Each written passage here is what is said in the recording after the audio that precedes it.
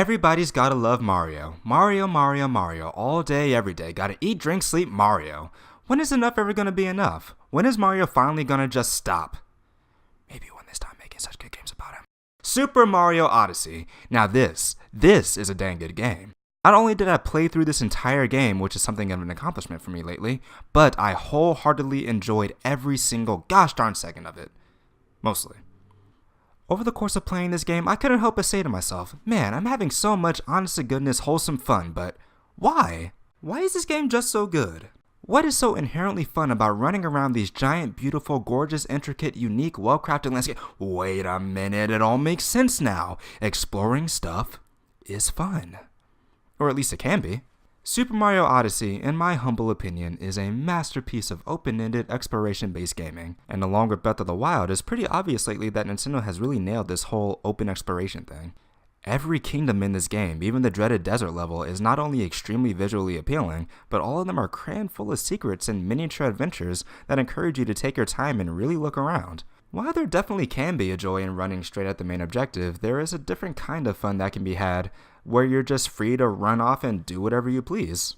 What really makes wandering so fun though is the feeling that you can discover anything anywhere. The game frequently makes you wonder, ooh, what can I do here? And while you get some pretty similar answers pretty often, but stop on the vibrating part, where are these closed so you can enter this door? Captain Toad! You wind up finding yourself in some pretty unique and wild situations pretty regularly. Oh wait, there's a way to just go right inside. The easiest solution is often the simplest. Why is there a bike in here? I guess we can find out. Okay. Whoa! Alright, I wasn't ready for this. There are traveling buddies you can meet in various kingdoms, races to participate in, and the most adorable little pup that you can follow to a moon, and then he follows you. Aw, he tries his hardest. The characters you meet, the clothes you can wear, the places you can go, all of which aren't exactly necessary to the core storyline of the game, are what make it so much fun to play. Super Mario Odyssey is a game that revels in the joys of exploration, and to help facilitate further exploration, they litter positive reinforcement all over the place. Like, the entire world of Super Mario Odyssey is just a gigantic garbage dump of positive reinforcement.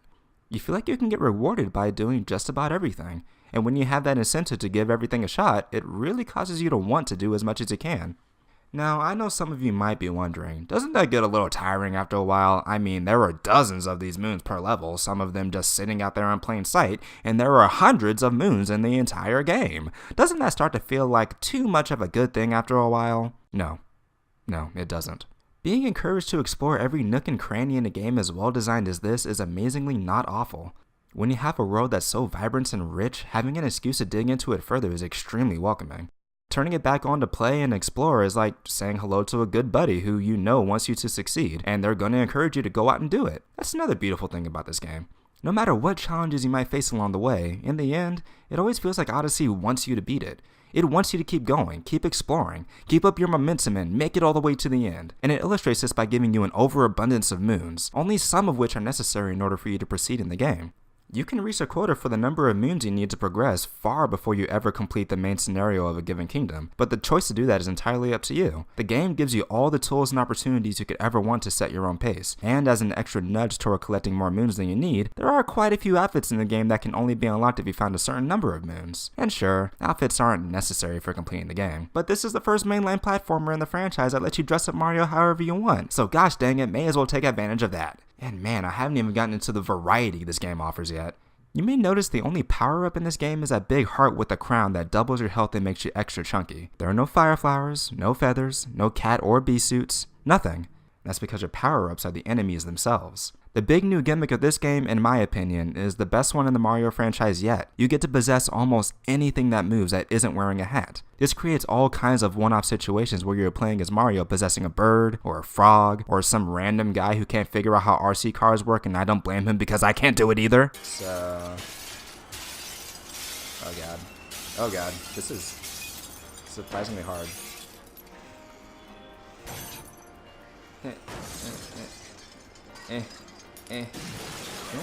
Got to get in from the little front part there.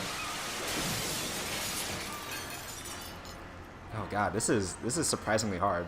This facilitates a way of interacting with your environments that makes exploration that much more intricate and interesting. Can't get to that platform in the distance? Possess Flygon's cousin over there and glide right over. When a weak wall stands in your way, you could possess a T-Rex and stomp right through, but a chain chomp works just as well. Goombas for some reason have an easier time walking on ice, and they can stack on top of each other to reach stuff way up high. There are a lot of possibilities available to you with just the flick of a hat, and almost all of them are a joy to play. I'm looking at you, Fireball. You were fine until that Cookatiel fight, then you became the actual worst. And that's what all this comes right down to in the end. Joy. Super Mario Odyssey, in its design, its world, and its mechanics, puts the simple joy of playing a game first and foremost above everything else. So rarely in all my years of playing games have I felt such genuine wonder and excitement and happiness, especially as I've gotten older and played more games. The thing that makes Super Mario Odyssey so gosh dang fun at its core is how much it focuses on joy. From exploration to experimentation to downright celebration, this game does everything in its power to put a smile on your face. And sometimes, that's all a game needs to do to be a rousing success.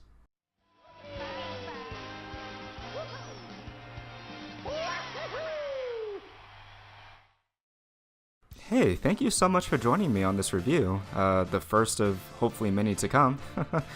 I hope you enjoyed the video, and if you could, I would appreciate a little like and a comment underneath my video, and, tapping that subscribe button wouldn't hurt either. And yeah, like I said, hopefully I'll be making many more of these, and hopefully you'll be along on the ride with me. See you on the next one.